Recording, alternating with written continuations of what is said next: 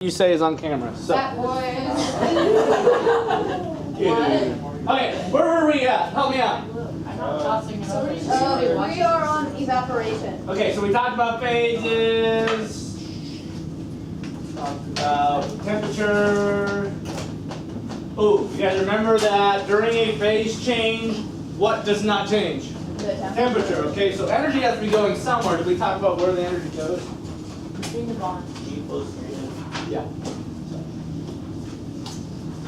I was just kind of we're going to review not full screen. Okay, we talked about that the energy doesn't change, or sorry, the temperature doesn't change during a phase change. And then, I don't know if you guys answered this question or not. Where does it go? It doesn't. In or out of. Alright, it goes in or out of the bonds, depending upon which direction you're going, whether you're freezing or you're melting. And I know this is crazy. A lot of people go, oh my goodness, I never knew this, but freezing and melting happen at the same temperature. I'm serious, there's lots of kids that don't rationally think through that in their brain. Water freezes at what temperature? 32. Water melts at what temperature? 32. Okay. It's the same point, same temperature. It's just one energy is going into the bonds, the other energy is coming out of the bonds. Okay. What else? We talked about melting. What direction are we headed when we melt? Is energy being put in or is energy being removed? Put in when you're melting. Because melting goes from does it go from a low energy state to a high energy state or from a high energy state to a low energy state? Low to high. Low to high. Solids is less kinetic energy than a liquid.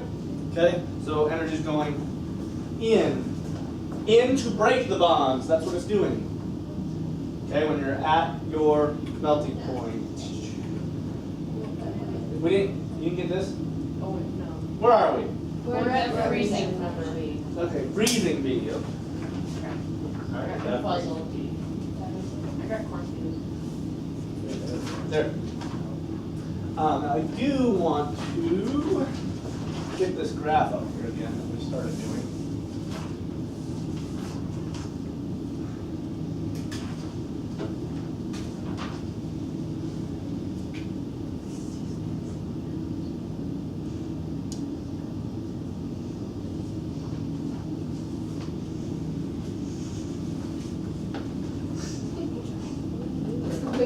Oh, that's comfortable. Yeah, it really is. But now I can't reach my shoe. That's Ouch. very uncomfortable. Ouch. Not if you're, yeah. Only if you're bald like me.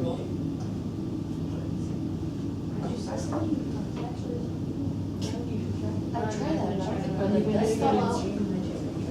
I know everyone's trying it. Wow, peer pressure. I never saw it. I haven't been trying. I'm falling off the desk. I mean, and then Sydney was like, what is this? Ow, my ankle. Okay. No, not like that.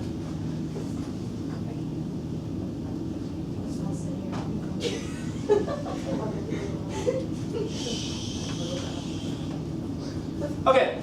So we talked about melting. Melting is going from low energy to higher energy. Okay, freezing is the opposite of that. So tell me what's going on with energy. From higher to lower. Okay? So this is of water. This is a water heating curve is what we would call it.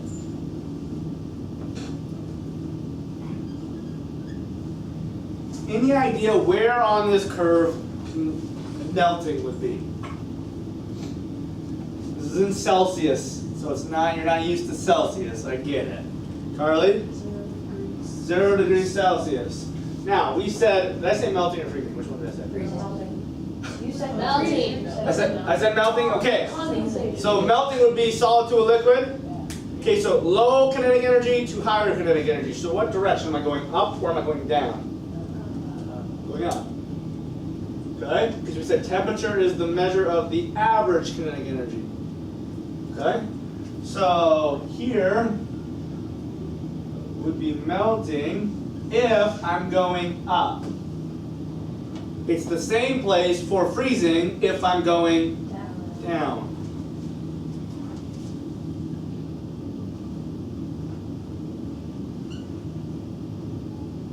They happen at the same temperature. Now notice, while something's freezing or while something's melting, does the temperature change? No. No, it does not. In fact, I got proof of a real life lab that we did in chemistry that proves this. There are two graphs here. It's kind of hard to see. Okay, this is where we froze water. It went down, it went below 0 for a second, and I can explain that, but that's a higher level. Came up, and it stayed at 0 degrees until all of the water froze. It cannot go down in temperature until all of it has been froze. As soon as all of it's been froze, it can get colder. And that's why you see it go down after it's froze. The other one was when it was froze, cooling or heating it. Say that right. This way, starting here. Excuse me. Starting below 0, so it's froze. It warms up, melts at 0 degrees. After it's completely melted, what happened? It goes up. But they happen at the same temperature. 0 degrees, the flat portion is where melting and freezing occurred. I know this is difficult probably for us to understand, but when you boil water, same concept, different phase though, right? Phase change, boiling. That's from what to what?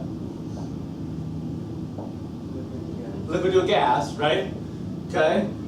When you boil water, you put a pan on a stove, you turn on the stove, it's really, really hot, you see it boiling, right? If you were to put a thermometer into the boiling water, you would see about 100 degrees Celsius. And it wouldn't change as it continues to boil over time. But aren't we still adding energy? Isn't the stove still on? Isn't the stove still pumping energy into the liquid? Why isn't the temperature changing? Yeah, it's during a phase change. So energy's going in, but energy's going in to break apart the bonds that's holding it together. Okay? It's not speeding up the particle, it's breaking the bonds that's holding it together, allowing it to turn into a gas. Have you ever heard this phrase, steam is worse, more deadly than boiling water? Anyone know why?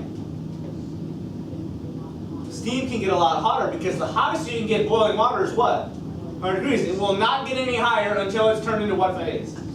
Steam or gas. Then it can get hotter. Okay, and you can see this. This would be your boiling right here. So here we got solid, only solid, boiling. Liquid, sorry guys. Gas. Notice, liquid can only be from this to this range. Boiling, it's in the processes of converting from a liquid to a gas. And we'll get into this. I'm kind of jumping ahead here. Evaporation.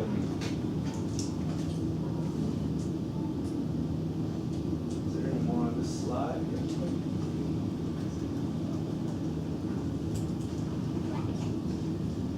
Now, evaporation, let me see.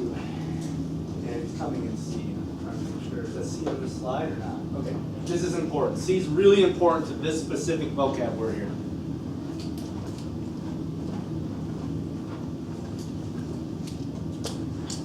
Any idea why C is important here?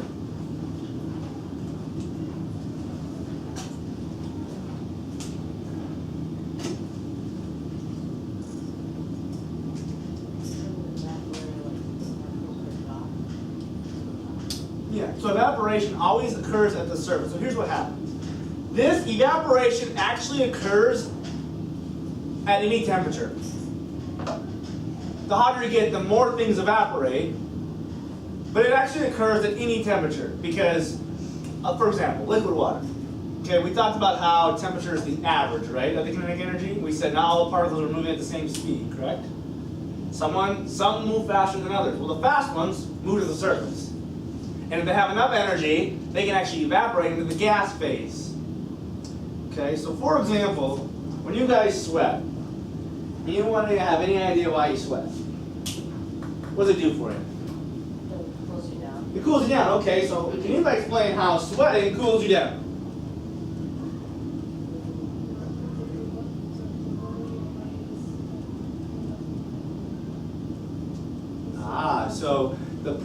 sweating is not just sweat. The purpose of sweating is so that it can evaporate, because evaporation is a cooling process.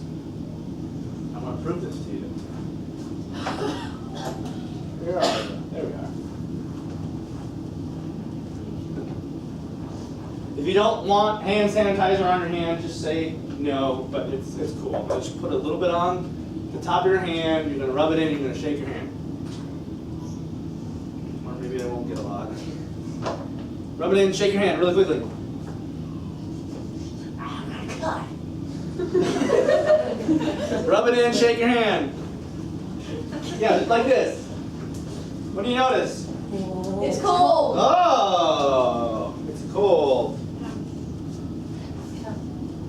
But if you touch this like hand sanitizer, it's not cold. This hand sanitizer's been sitting out at room temperature. This hand sanitizer's been, I'm not putting really cold object on you. I'm not. This has been at room temperature. Feel it. Does it feel cold? No. What's going on? Anybody tell me? Evaporation. Okay, great. But why does that make it cool? It's cool because the particles leave at the surface, so they have no energy to evaporate. Remember the definition of temperature. Stop. What is the definition of temperature? The average kinetic energy, or the average of its movement, right? If things evaporate, we said evaporation is the fast particles, right? What if we remove the fast particles from the average? What does that do to the temperature? Or what does that do to the average? It drops it. So think of an average. If you took the big numbers away from an average, what would that do to the average? Make it go down. So if you take the fast particles away from a particular system, it's going to make the average, or temperature, do what? Go down. So the reason why we sweat is so that it evaporates off, taking away the warm particles, making your body now colder. Crazy, isn't it? God put our own like air conditioning system into our body. It's freaking awesome. You're not too fascinated? Well, I think it's awesome. All right. Boiling. Da-da-da-da.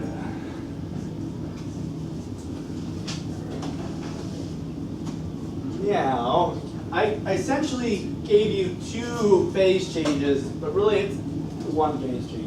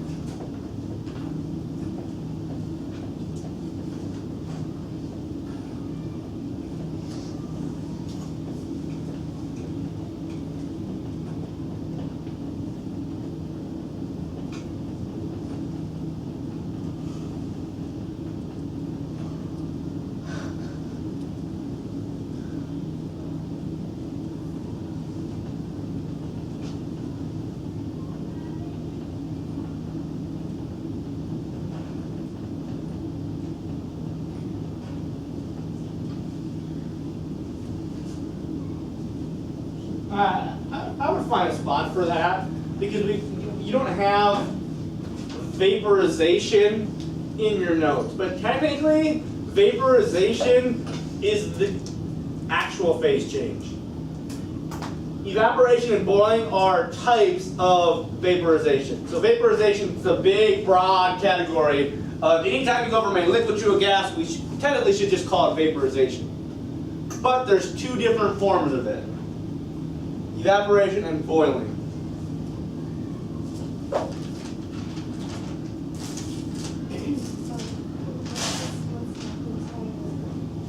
Throughout entire liquid, only at the boiling point.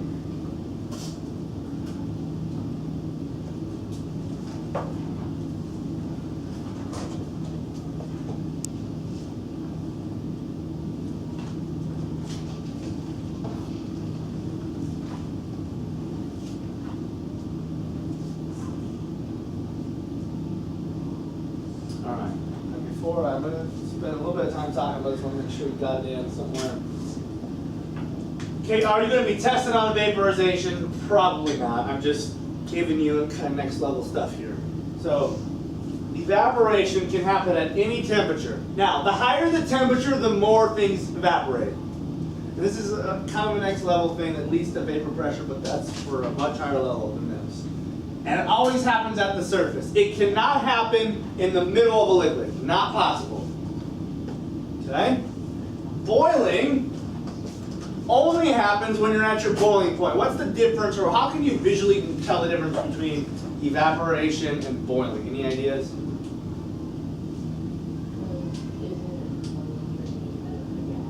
Well, both are turning into a gas. Steam and vapor are the same thing.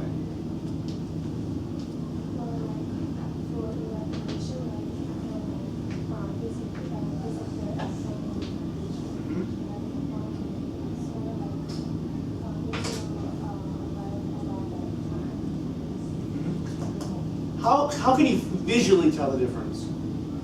Maybe like boiling turns liquid into gas faster.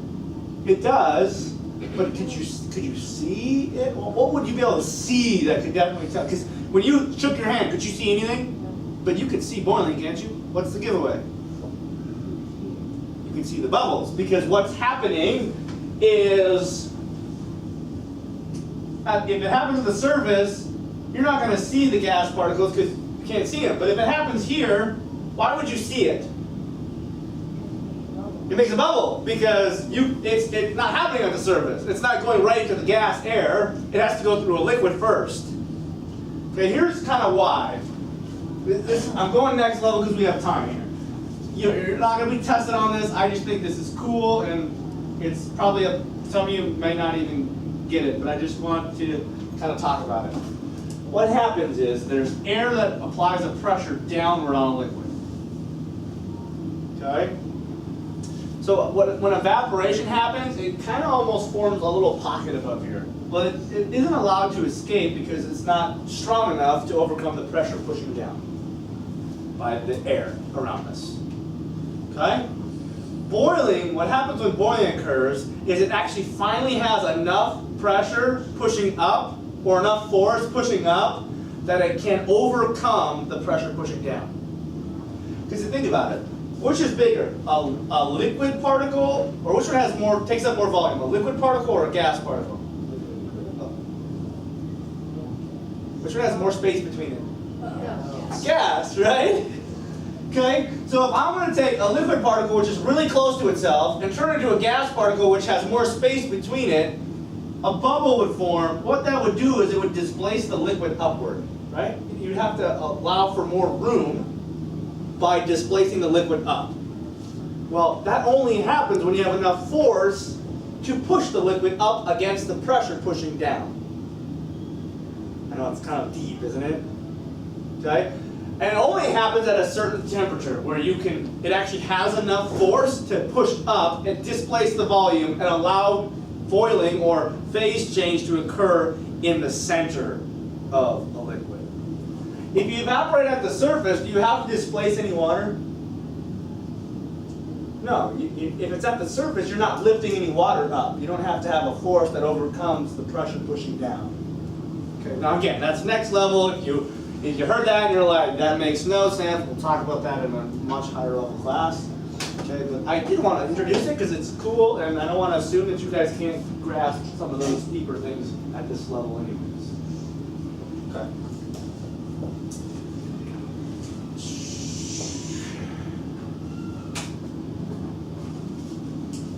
I should have left that there.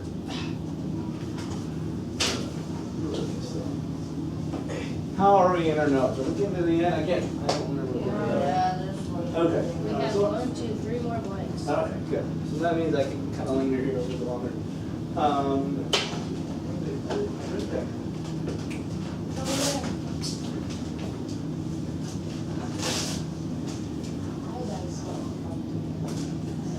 Okay.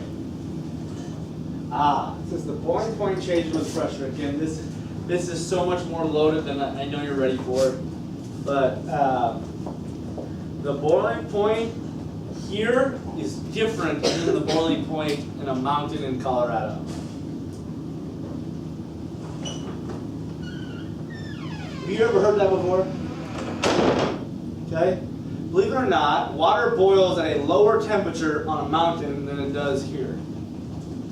And it has to do with what I just raised. Remember I said that there's pressure that pushes down, and really, boiling doesn't occur until you have enough pressure pushing back against it? Well, the higher you go up, the less pressure you have due to the atmosphere.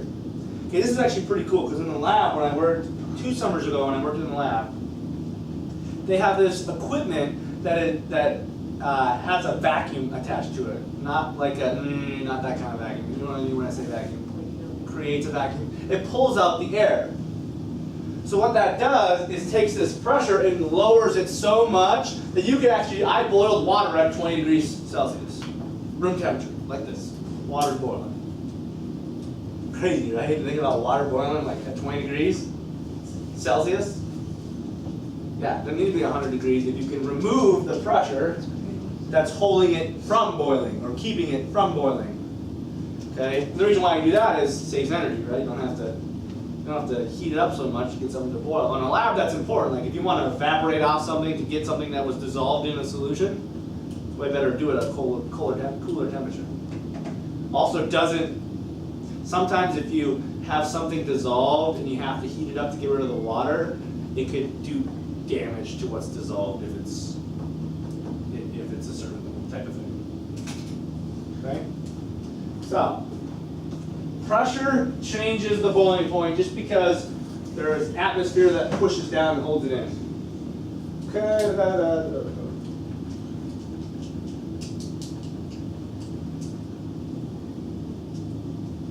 I think that pretty much covers all that.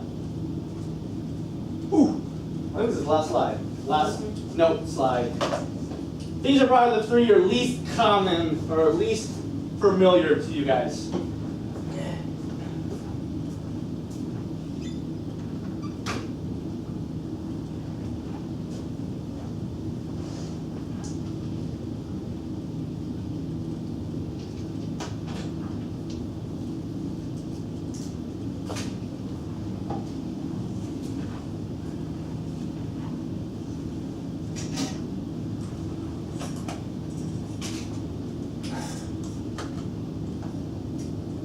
Okay?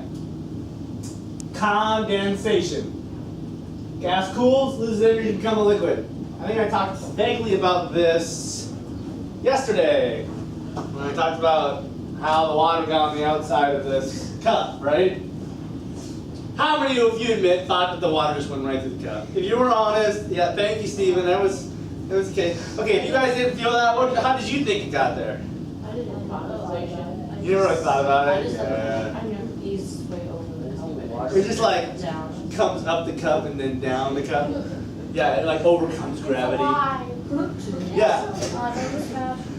I mean, you know, it's cool because this cup. Think about phase change. What we're talking about. We know gas has higher energy than a solid or a liquid, right?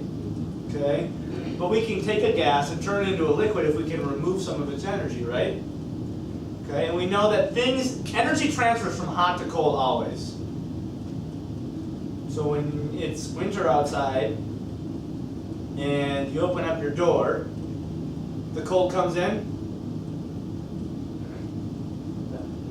the heat goes out, making the inner temperature cooler because we're moving the hot stuff.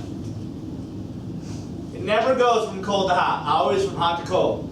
So a hot particle comes, hits the cold cup. Energy, during that collision, energy from the hot particle gets transferred to the cold cup, losing enough energy to form a what? Water, liquid. It's still water, whether it's the gas state or the liquid state. We talked about that, right? Physical changes. Okay, so it comes in, hits the cup, energy transfers, and it condenses. Have you ever seen windows in the winter? It's like a little romance movie or something. Where's your mind, man? I don't know. You got Ari laughing on that one. All right. What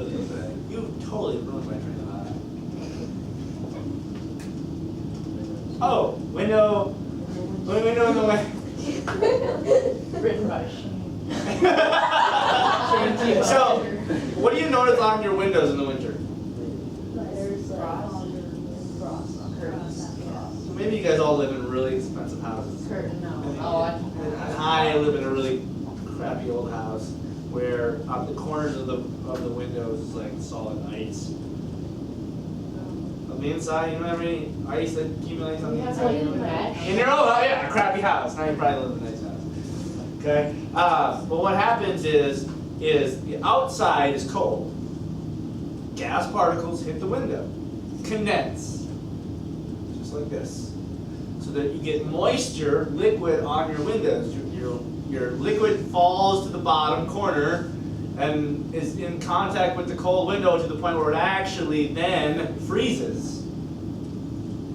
And it wasn't that snow all of a sudden someone threw a snowball at your window and it went through the window and sat in the corner and was froze. No. The gas from inside hit the window, cooled down to a liquid, fell down to the bottom of the window, and then cooled down some more into an ice. Or how about dew? Every morning, what do you notice on most mornings on the ground? There's dew. Okay, it's because it gets cold. It gets colder at night. Particles hit the grass, cool down, turn into liquid. And then when you get closer to winter, you get to see what? Frost. Okay. Snowflakes are an example of deposition. What phases is deposition? Gas to a what? Gas to a solid. Immediately skips the what phase? Liquid phase. Okay, there's such a big temperature difference up in the atmosphere that it turns into solid snow immediately. Sublimation. Anybody have anything that they know of that sublimes? Dry ice. I was wondering if anybody. You ever seen dry ice? Yeah. What is dry ice? What is it actually? What's its name? Yeah, it's solid CO2. Okay, and it's got such a cold freezing point that as soon as you put it out in the air, where it's 25 degrees Celsius, or 7 degrees Fahrenheit, it completely goes past the liquid phase and evaporates to, or essentially changes to the gas phase. Bypasses the liquid phase. Okay. That's it. Oh, before we do that, we said this is boiling or evaporation. What would be if I were going down here? What's that point? Condensation. I think I gave you a little diagram that we were going to fill out. We never filled out. What is that? Is that one? All right, let's fill that out.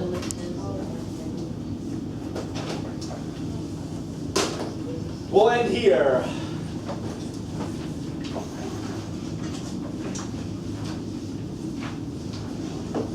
Try to make it nice and big here and let you guys tell me what I should do.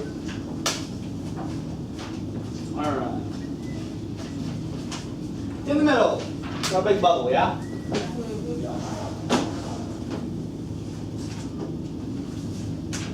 Phase changes. Give me the definition of phase change, somebody. Gotta look it up. Give your own word for word, or is it long?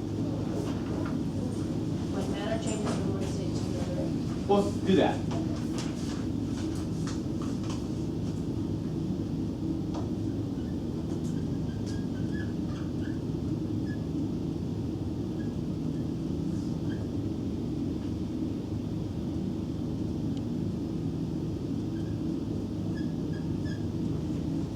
You have some arrows here, right?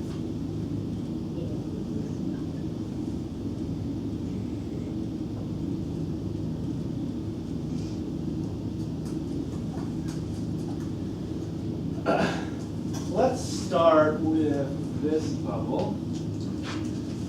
say our first phase change is melting. Now, we know that there is an opposite phase of melting. What is it? Freezing. So I'm going to have melting be opposite freezing, okay?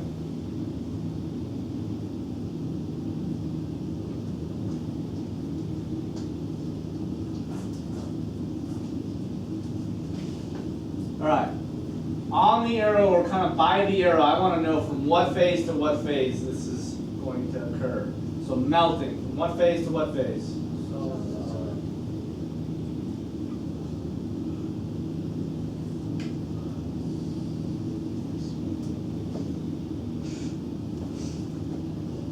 Merrifield, can you tell me from what phase to what phase freezing is? Yep. Now, we can make this easy and just, if we have one and we're doing the opposite, you can just get it.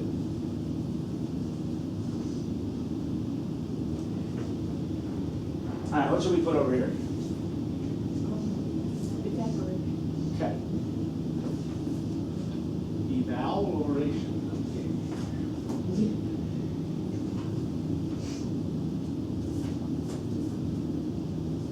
Now, I probably should specifically put in vaporization, but we'll do that. Yeah. But we'll just stick with evaporation. From what to what, Moira? What phase to what phase? Okay, sorry, I'm blanking out right now. Yeah, it's like gas. Yep. Yep. I still have to think sometimes. Sometimes you just have those brain farts, right? Yes. Happens. Totally okay. All right, what would be the opposite process of evaporation, Stephen?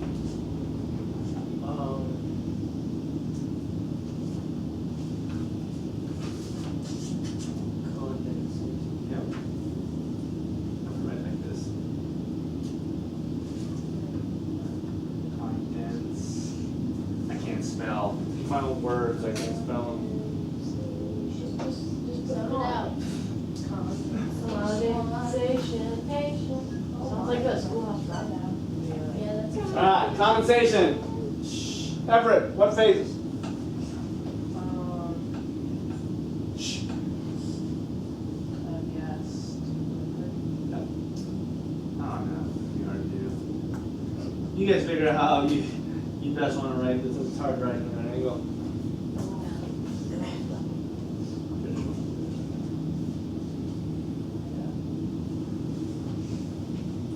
Right? The hard ones. No. Yeah? What? So on the additional phase changes, isn't it supposed to be deposition? What does it say?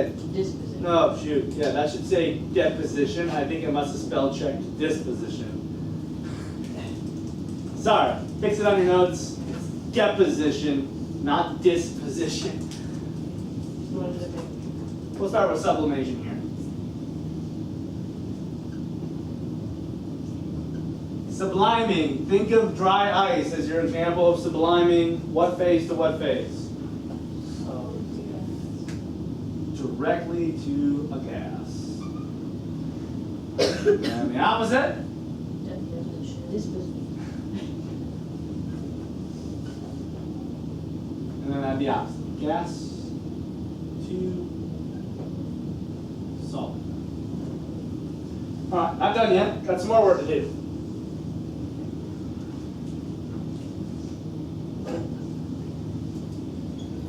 Okay, now in order for us to be good at this, we have to have been good at identifying the phases of matter and how they relate from an energy standpoint. Which one has the highest amount of energy? Gas, okay?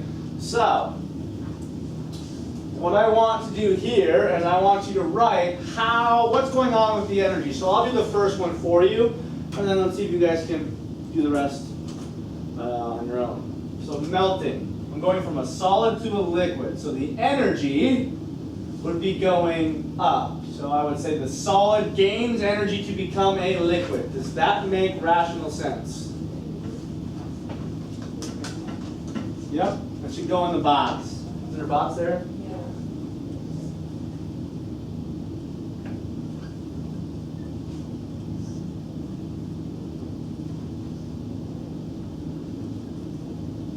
this should agree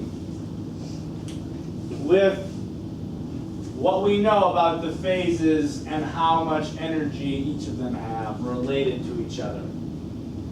Okay, who wants to try to tackle freezing then? Go ahead, Edith. Liquid loses energy and becomes Yep.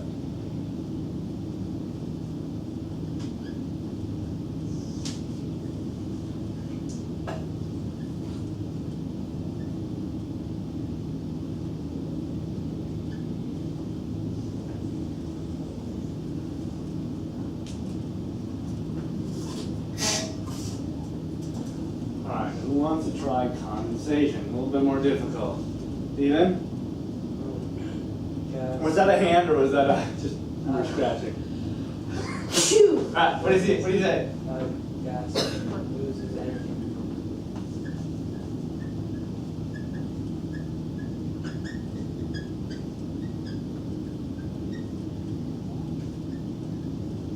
And the reason why we know it loses energy is because we know a gas has higher energy than a liquid. So in order to get to a liquid, gas got to lose it.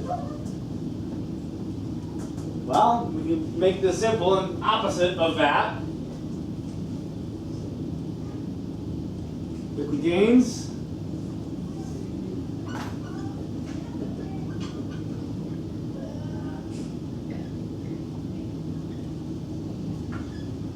Last two. I'll let you do this on your own, but I will just tell you here. I want one subtle difference. Yes, we know the solid is going to gain energy to become a gas, but I would say a solid gains a lot of energy to become a gas. Like there's a distinction, not just a little bit of energy. So the solid gains a lot of energy to become a gas. Gas loses a lot of energy to become a solid, and that should fill out your chart. Okay? Very important. I don't just want to know the phase changes. I want you to be able to articulate and apply what it means from an energy standpoint. Very important. Okay, I probably am not going to ask on a test. A phase change between a solid and liquid is what? I feel like everybody can do that without knowing anything. Yeah, it might be more related to a question dealing with the energy, probably, on a test. Right, you may leave.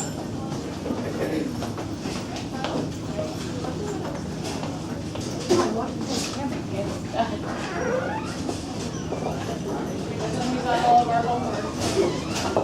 It's like,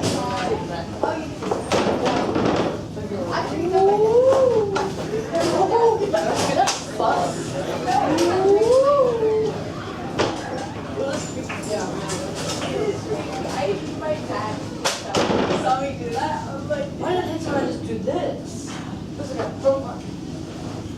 Oh yeah! I really can't, like, it's, Like this. Wiggle, wiggle.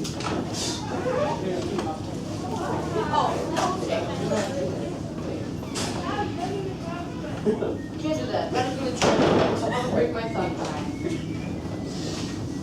I know for sure I can't do that because I've tried before.